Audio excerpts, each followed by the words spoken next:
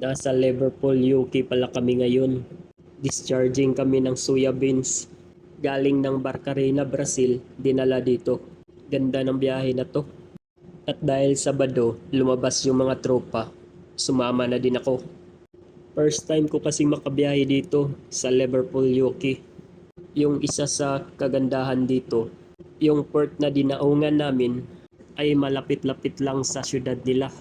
At saka libre na din yung service kasi may malapit na Seamen's Club dito.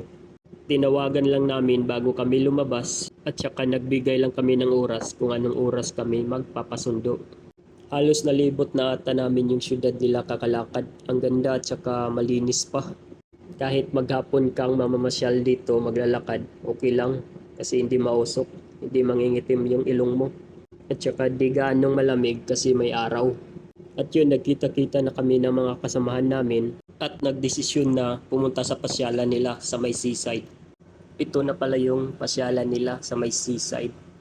Mag alas 8 pa pala ng gabi dito, maliwanag pa.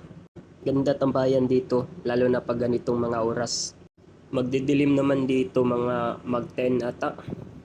Diyan pala kami dumaan no, papasok, papunta sa port kung saan kami nakadaong ngayon. Simula dyan, papunta dun sa dulo. Tsaka nga pala, kung kilala nyo yung The Beatles na band, parang ito ata yung pinaka-hometown nila kasi may estatwa din sila dito.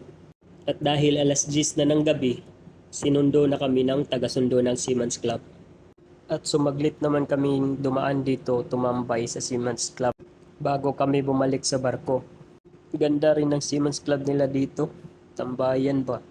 Kaso hindi ko na na-video yung iba kasi lubat na yung cellphone ko.